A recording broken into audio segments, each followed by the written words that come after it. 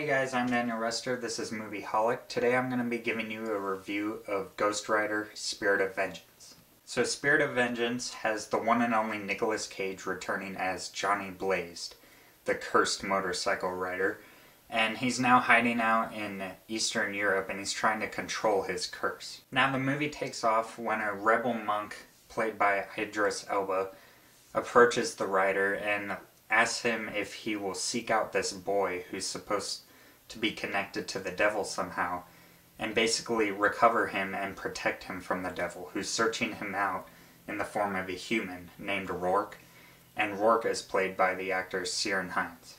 And that's basically the crux of the story. The script doesn't have much to offer after that. So it seems as if the scriptwriter really just didn't care that much about the writing process, because a lot of the dialogue is just horrible. It's very laughable, actually. And many of the characters are uninteresting. Some of the characters I didn't even really know their names that well until like halfway through the film. And then some of the plot points are very inconsistent and also ordinary.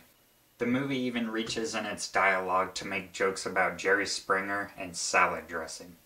No joke. The delivery of the lines by the actors isn't much better either. Pretty much all of the actors did not do a good job. There was 3 actors that kind of gave the film some weight. Of course you have Nicolas Cage, who's Nicolas Cage. He doesn't even need to be explained.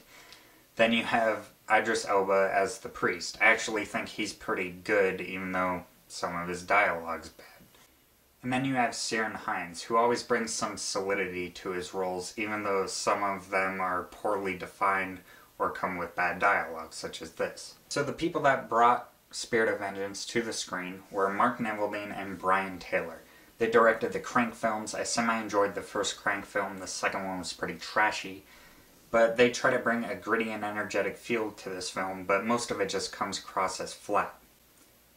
They do try very hard, and I admire some of their work. Some of the shots are impressive, as they were obviously on rollerblades or motorcycles, following behind the wheels of the vehicles for some pretty crazy shots.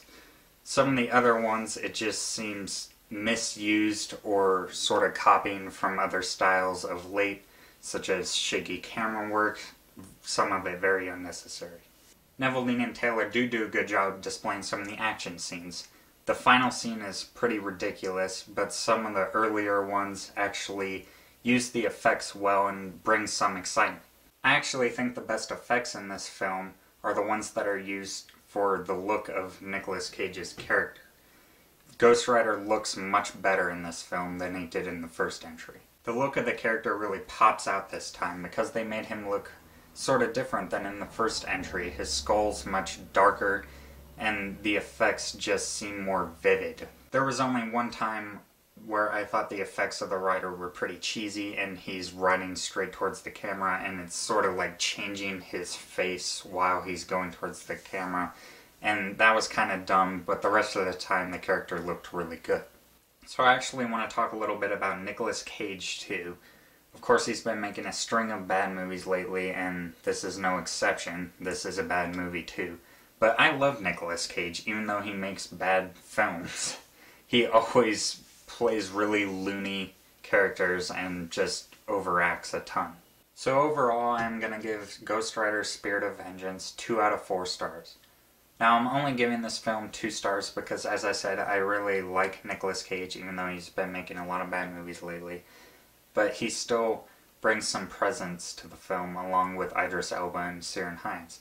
And Cage has one of his good freak-out Nicolas Cage moments in this movie, which was really hilarious. And I also liked some of the special effects used, and some of the action scenes were kind of exciting. Now I slightly like this Ghost Rider better than the first one, but that's not saying much. The script of this is terrible, a lot of the direction is flat, as I said, and most of it's just silly and disappointing. So if you like Nicolas Cage and his strange acting style, or if you like the character of Ghost Rider, you might find a little bit of enjoyment out of this movie. Otherwise, I say stay away from it. If you liked this review, please hit the like button, comment, and subscribe.